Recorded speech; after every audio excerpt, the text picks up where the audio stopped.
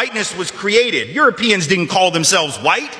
We didn't call ourselves white. We weren't all members of one big happy family. Are you kidding? Have you studied the history of Europe? The history of Europe was about killing each other. That's what we did in Europe. We just killed each other before we figured out there were other people to kill. We just killed each other. Good morning, good afternoon. Welcome to my YouTube channel. Now, I don't want to talk much. I want you to watch this video. Listen careful to this video of this white folk or white pastor, and then we react on it as we do always. The whole history of America is the history of rich white men telling not rich white people that their enemies are black and brown. It starts in the colonies of what would become the United States. Let's remember, during the colonial period, mid-1600s, there was no such thing as white people. I know some people who are now called white find that shocking, right? Because they think whiteness is real, right? But whiteness was created. Europeans didn't call themselves white. We didn't call ourselves white. We weren't all members of one big happy family. Are you kidding? Have you studied the history of Europe? The history of Europe was about killing each other. That's what we did in Europe. We just killed each other before we figured out there were other people to kill. We just killed each other, right? I mean, that was the history of Europe. The English hated the Irish, right? Northern Italians didn't even think that Southern Italians were Italians. The Germans hated everybody, and everybody hated their ass right back, right? There was no team called white, no race called white, but all of a sudden, in the middle of the 1600s, there was. Why? Why was it suddenly necessary to create this thing called the white race? Well, because rich people can count, that's why. And so rich folks looked around, the ones that owned all the land, you know, in the colonies, the colonial elite looked around and they realized something, that they were heavily outnumbered by African enslaved folks, by European indentured servants who were just one level above a slave, or other Europeans who weren't technically indentured servants, but they were still peasants, didn't have any money, didn't have any land, and they could do the math. They added it up and they were like, damn, we got to figure out a way to split these folks apart from one another or they're going to rise up and take our stuff, right? Because after a while, these black folks who were enslaved Africans and these quote unquote white folks who were poor Europeans are going to figure out they're all getting played by these rich people, right? So ultimately the rich figure out they got to come up with some way to get somebody in that group on their team. The easiest thing is to get the poor Europeans, right? Because at least they look like you. They sort of share some of the customs and the culture. So they all of a sudden create this thing called whiteness and they say, now you're part of the club. Now we're going to let you testify in court, enter into contracts, vote, at least if you're a man, own a little bit of land, at least if you're a man, right? And we're going to get rid of indentured servitude, no more of that, because you're too good for that. And we're going to take the white men, now called white men, and put them on the slave patrol to keep black people in line. Give them a horse and a gun and a badge and make them feel big and powerful, right? They're still poor. They still don't have anything. They didn't pay the slave patrol well, right? Just exploited them, used them as a buffer between the elite and the other poor folks, particularly poor folks of color. And pretty soon the rebellions that occasionally happened where black and white got together to overthrow the elite, those stopped because the divide and conquer had begun to work, right? You could turn people against each other by telling those poor white folks, they got to keep these black people in line. And so that divide and conquer gets initiated in the colonies, rich white men telling not rich white people that their enemies are black and brown. Fast forward to the Civil War era, and you have, I'm from the South, right? My people, the elite in my part of the country, right, actually announced that the reason they wanted to break away from the Union and possibly go to war with their brothers and sisters to the North was in order to maintain slavery and white supremacy. They said that at the time. We lie about it now. And we say it had nothing to do with that. But of course, at the time, they didn't have any shame about it, so they just said it openly. Right? The vice president of the Confederacy, Alexander Stephens, said that the cornerstone of the new government was the great truth that the Negro was not the equal of the white man. So that's the reason the Confederacy was formed and existed. But here's the trick. If I'm rich and I want to go to war to protect my ownership in other human beings, my property, but you're poor and you don't own any enslaved people, why the hell would you go fight to protect my stuff? Because I'm a rich person. I'm not going to fight. Rich people don't go to war. Right? Rich people get poor people to go to war for them, whether it's in 1860 or whether it's during the 1960s or whether it's today, right? Rich folks get doctors to write notes for them that say that they have heel spurs and that's why they can't go to Vietnam. And if you don't know who I'm talking about, you can Google that shit because he's sitting in the White House right now, right? Oh, I can't go fight. I have heel spurs. Send some poor kids to do that for me, please, right? So that's been a long-standing tradition. So the rich have to figure out a way to convince the poor to go fight for them. But that's a hard thing. That's like a hard sell, right? Like, how the hell, why would you do that? Why would you go fight to protect my property rights when you don't own anything?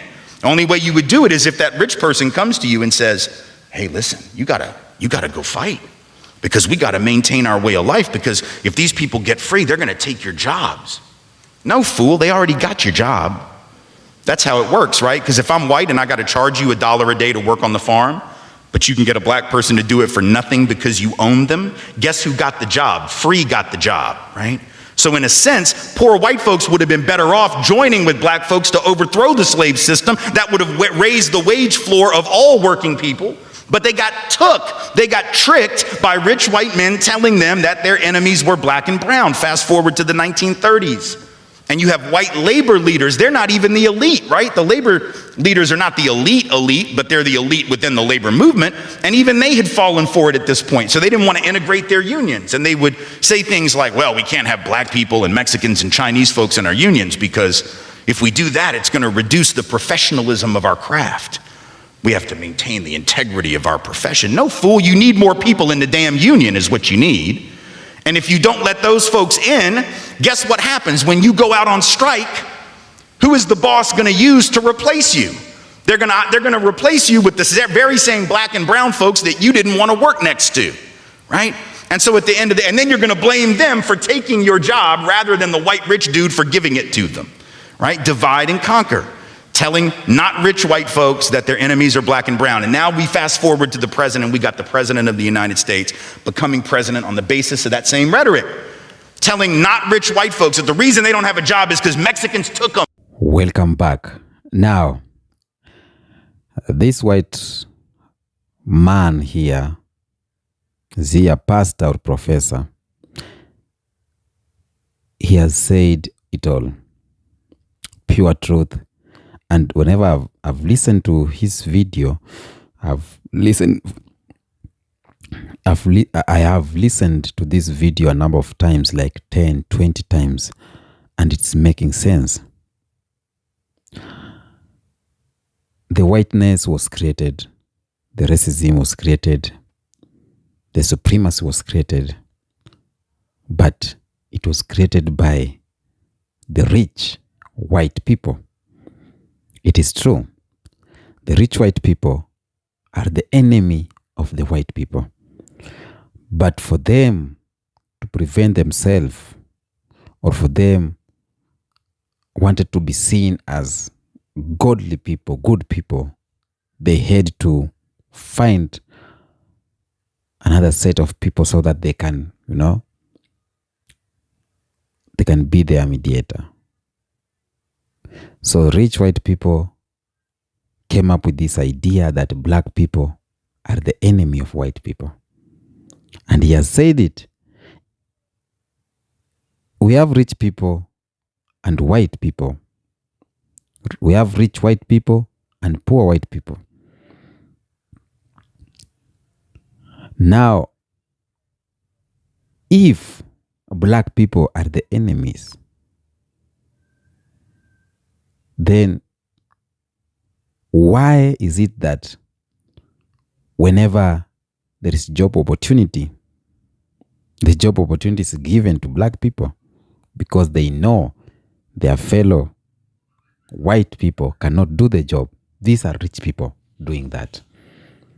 Your job, you are crying, you are protesting, the jobs are being taken by migrants, by black people, but they can't give you that job. Because they know you won't do it best as the black people do. So you are complaining, continuing to be poor, living under social health or social money. It's called social what? The money given by the government. But it's created that we, the enemy of us, are these black people. So that the rich people can continue enriching themselves, and it's making sense. It's making sense. Europe history is known on about just killing. He has said it like that. And for me, I think it's true. The history of black people, it's of suffering, slavery, colonized, tortured. That's the history of black people. The history of white people, the history of Europe is to torture them, kill them, colonize them, buy them, use them into slavery. Don't you see, according to history, that all along the white people have been, then it reaches a time after colonization, you are being told your jobs are being taken by these black people. They are the bad guys. There's crime, high crime in our country. They are the bad guys. But have you asked yourself what happened to the history? Have you really asked yourself as a white brother or a white sister who was a bad guy during those days? Have you? Simply because black people are the majority, and whenever they are strong, they can take over. Now, narrative is being created that these people are bad. So that whenever they go, even a very, very poor white person hate on a very rich black person. What kind of narrative is that? A very poor white person is hating a very rich black person. He's being racist to him, discriminate him. So this video, it has nothing more to say. Just connecting the dots here and there. This guy has said the pure truth that needs to be said. A history like this needed to be taught in schools because this is the real history. This is the history now of racism, the history of Europe, the history of white people. But what we are being taught in school is something else. There was no discrimination. There was no racism back then. It was just something created and took some few poor white guys and put them to rule over or to watch over black people, to feel that supremacy. But for them, they are continuing to be rich and you continue to be poor, blaming black people. Few billionaires in the Europe, like for example in America, just numbered like 5 billionaires, Bill Gates, Elon Musk, and few of them who are rich.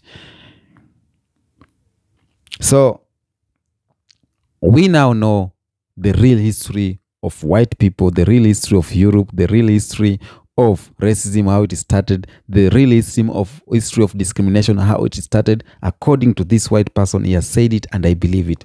I'm not minusing, I'm not adding, I just believe it, and it's one of the videos that I've never seen for a long time.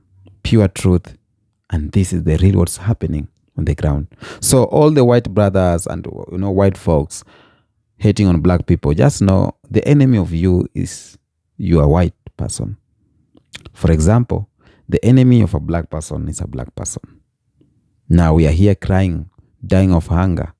We don't have school fees, don't have medical attention, no good roads, but we have black people in power enriching themselves.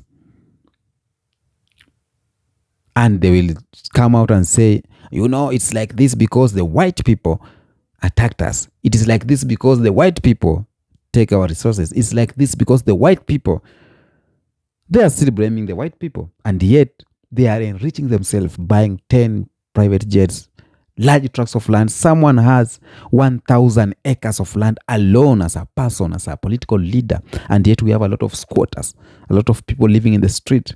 Why don't you give back the land to the people? Why do you keep on blaming the white people? And yet you are capable of giving back that land.